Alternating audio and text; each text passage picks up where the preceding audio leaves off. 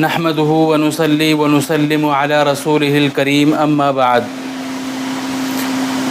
محترم ناظرین، آج ہم انشاءاللہ قرآن کریم کی سورت تبت یدا ابی لہب جو سورہ لہب کہلاتی ہے، انشاءاللہ اس کی تفسیر کریں گے، اس کا ترجمہ کریں گے اور یہ جاننے کی کوشش کریں گے کہ اللہ تبارک و تعالی نے اس صورت میں کیا ارشاد فرمایا ہے، کیا کہا ہے اپنے بندوں سے۔ محترم ناظرین، سب سے پہلے ہم اس کی تلاوت کرتے ہیں، اس کا ترجمہ کرتے ہیں اور پھر اس کے بعد صورت کا پس منظر کیا ہے، اس کی تفسیر کیا ہے، انشاءاللہ اس کو بھی دیکھیں گے۔ سب سے پہلے تلاوت کرتے ہیں اور اس کا ترجمہ کرتے ہیں۔ اعوذ باللہ من الشیطان الرجیم، بسم اللہ الرحمن الرحیم۔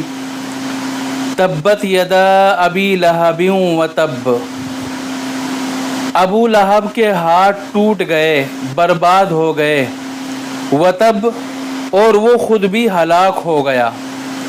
ما اغنا عنہ مالہ، فائدہ نہیں دیا اس کو اس کے مال نے، وما کسب اور جو اس نے کمایا، سیصلی نارن ان قریب وہ داخل ہوگا آگ میں، ذات لہب انگاروں والی، لپٹوں والی، وامرأتہ اور اس کی بیوی بھی، حمالۃ الحطب جو سوکھی لکڑیاں اٹھانے والی ہے، فی جیدہا حبل من مسد اس کی گردن میں مضبوط رسی ہے۔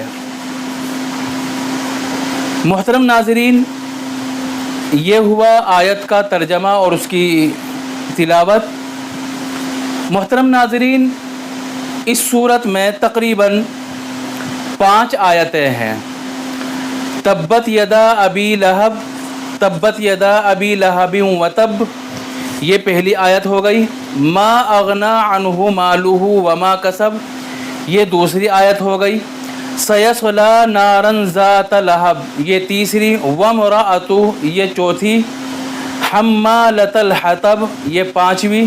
فی جیدہا حبل من مسد، یہ 6ٹھی آیت ہو گئی۔ تو اس صورت میں 6 آیتیں ہیں۔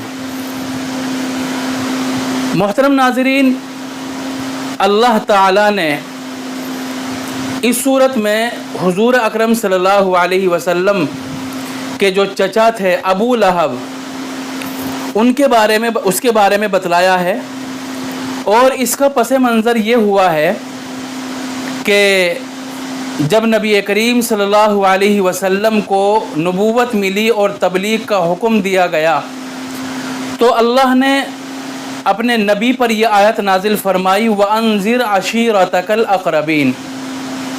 اس کا مطلب یہ ہے کہ نبی اپنے قریبی رشتہ داروں کو اللہ سے ڈرائیے، آخرت کے عذاب سے ڈرائیے تاکہ وہ ایمان لے آئے۔ اس آیت کا مطلب یہ ہے، گویا کہ اللہ تبارک و تعالیٰ اس آیت میں یہ کہنا چاہ رہے تھے کہ اپنے جو قریبی رشتہ دار ہیں، تایا، چچا یا اپنے جو برادری کے لوگ ہیں، خاندان کے لوگ ہیں، ان کو دین سے ڈرائیے۔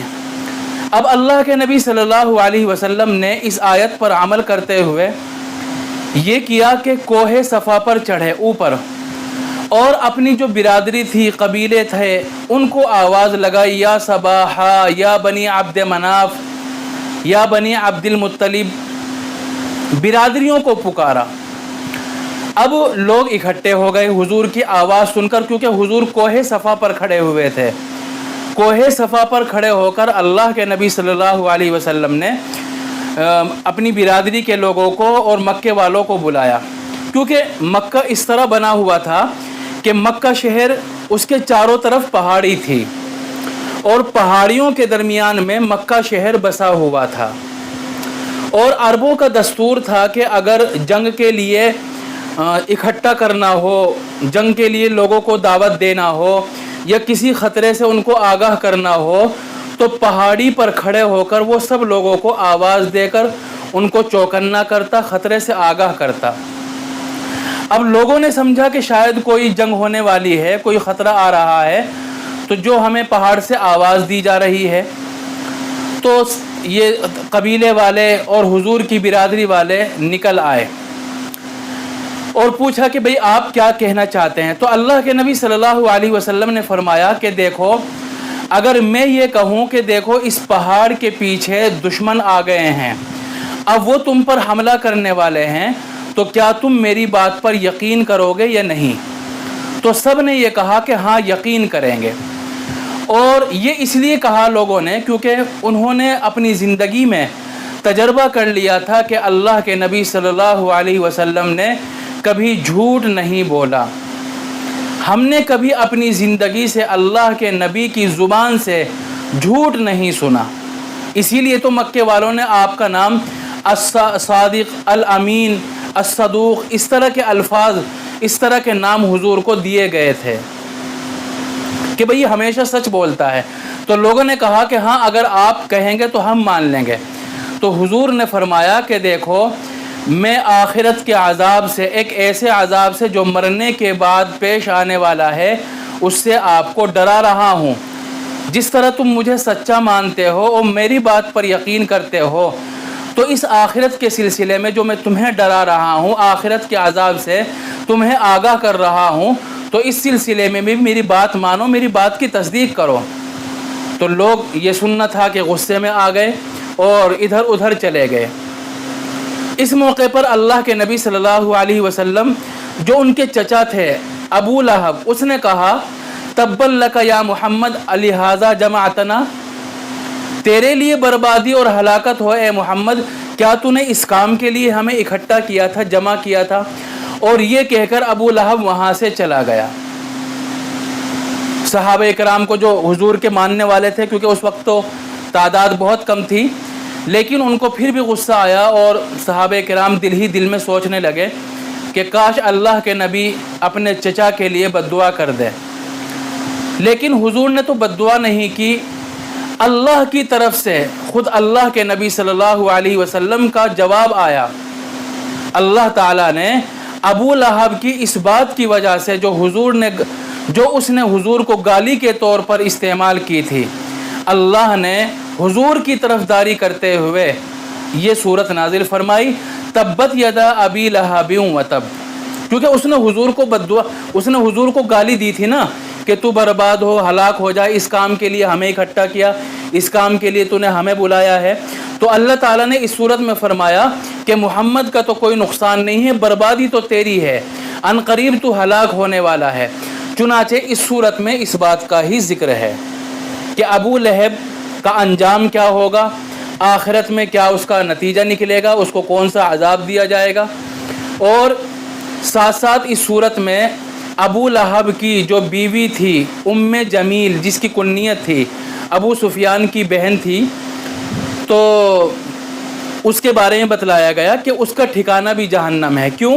کیونکہ ابو لہب حضور کی تکذیب کرتا، ان کو گالیاں دیتا، تو ام جمیل جو ابو لہب کی بیوی تھی وہ بھی اس سلسلے میں ابو لہب کا ساتھ دیا کرتی تھی، ابو لہب کا وہ ساتھ دیا کرتی تھی، حتیٰ کہ علماء نے لکھا ہے کہ وہ جنگل سے خاردار اور کانٹوں والے لکڑیاں اکٹھی کر کے لایا کرتی تھی اور اللہ کے نبی صلی اللہ علیہ وسلم کے راستے میں بچھا دیا کرتی تھی تاکہ آپ کو تکلیف ہو۔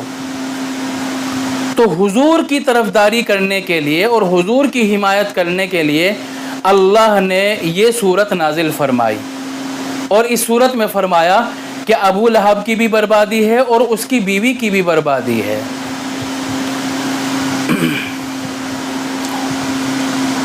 تبت یدا ابی لہب وتب،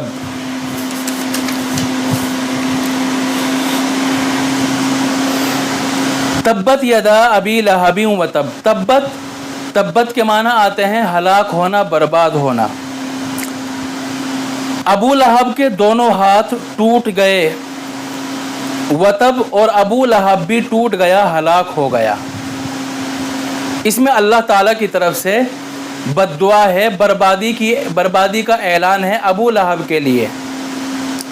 ابو لہب کا اصل نام تو عبد العزیٰ تھا، جو مشرکانہ نام تھا، لیکن اس کی کنیت ابو لہب تھی۔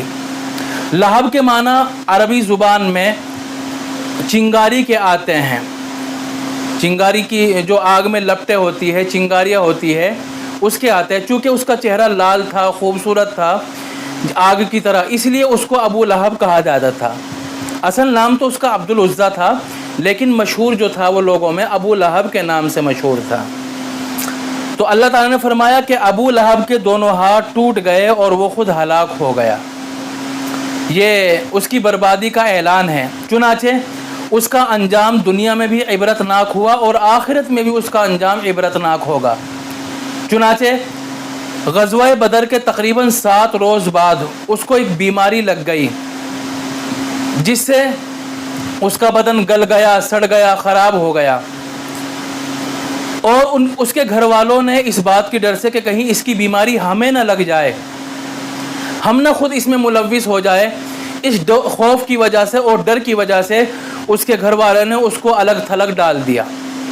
اسی بے کسی کی حالت میں، بے بسی کی حالت میں ابو لہب کا انتقال ہوا. مزدوروں کو بلا کر اس کو دفنایا گیا، کفنایا گیا، اس کو دفنایا گیا. مٹی بھی نہیں ڈالی گئی، اوپر سے پتھر ڈال دیے گئے ہیں. اس کی موت دنیا میں عبرتناک ہوئی. اور آخرت میں کیا عذاب ہوگا اللہ تعالیٰ نے آگے چل کر اس میں بیان فرمایا ہے.